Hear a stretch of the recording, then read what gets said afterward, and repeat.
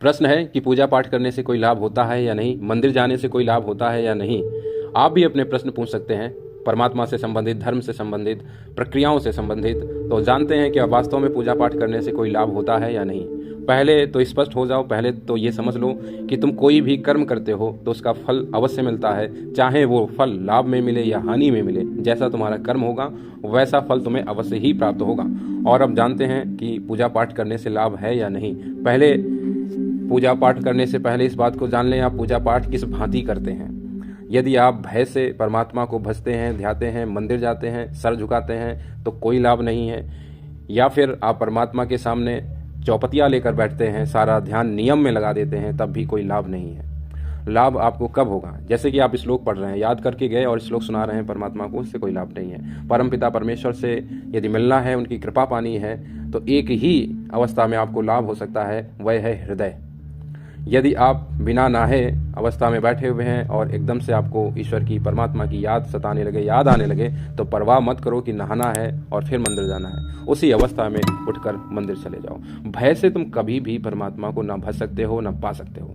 तुम करते यही हो, भयभीत होकर मंदिर भी जाते हो, सर झुकाते हो और पूजा पाठ भी करते हो, भिखारियों की भांति कुछ पाने के लिए। भयवश नियमों का बंधन बांधते हो अपने ऊपर।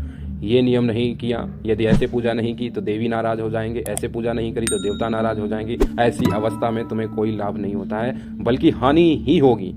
क्योंकि पुकार हृदय से नहीं उठ रही है, नियमों से उठ रही है। और जिस क्षण तुम्हारी पूजा पाठ हृदय से उठने लगती है, पुकार हृदय से उठने लगती है, नियम बंधन नहीं बनते हैं, उस अवस्था में लाभ ही लाभ है। ये मानसिक प्रवृत्तियों को कम करता है, जिससे ऊर्जा शक्ति जागती है, मन की शक्ति जागती है और फिर आपके काम होने लगते हैं। और जो भयवश कुछ भी कर रहे हैं, धारण कर रहे हैं, उनको कोई लाभ नहीं है। उनके काम भी हो रहे हैं तो उनके ही कारण हो रहे हैं। यदि वो सोचते हैं कि परमात्मा के कारण उनका कोई कार्य हो रहा है, तो ये सच नहीं है। सत्य इतना ही है, जिस क्षण तुम हृदय से परमात्मा को पुकारते हो, तुम्हारी ऊर्जाएं जागती हैं, मानसिक शक्तियां जागती हैं, वह लाभकर है। और धीरे धीरे तुम और गहरे में उतरते हो, तो एक रोज परमात्मा को पकड़ ही लेते हो, देख ही लेते हो, उनकी कृपा पा ही लेते हो, उनके प्रेम में डूब ही जाते हो। तो भय से कभी भी पूजा पाठ मत कीजिए। यदि मन नहीं है तो मत कीजिए। यदि हृदय में कभी भाव उठता है, हो सकता है 10 दिन में उठे, 5 दिन में उठे, जब भी उठे आप चले जाइए उनके सामने और जो भी हृदय में निकले, हृदय से जो भी शब्द उठे आप कह दीजिए, वही परम पूजा है। बजाय आप यदि रोज बैठते हैं, सब कुछ करते हैं, नियम के बंधन में बनते हैं कि पहले आरती करनी है, फिर टीका लगाना है, फिर भोजन कराना है, प्रसाद करना है और ये सब काम कर रहे हैं, फिर जल चढ़ाना है, तो उसका कोई लाभ नहीं। आप नियम के बंधन में हैं। जहाँ आप नियम भूल जाते हैं बच्चों की भांति। बच्चे जब पूजा करते हैं, उनकी पूजा परम पूजा है। उनको कभी पूजा करते हुए देखो, कभी शिवलिंग के साथ खेल रहे हैं, कभी कृष्ण के गालों को खींच रहे हैं, कभी बांसुरी छीन रहे हैं, कुछ भी कर रहे हैं, वही पूजा है, परम पूजा है। जहाँ भयभीत नहीं है बच्चा ईश्वर से, लेकिन हम भयभीत होते हैं और भय के कारण पूजा को करते हैं। मानो या ना मानो, एक बार शांति से खंगाल लेना। क्या हमें डर नहीं लगता है कहीं कोई गलती ना हो जाए पूजा करते समय, कि हम नहाए धोए हैं कि नहीं? कितनी बातें होती हैं जिससे हम भयभीत होते हैं पूजा करते समय।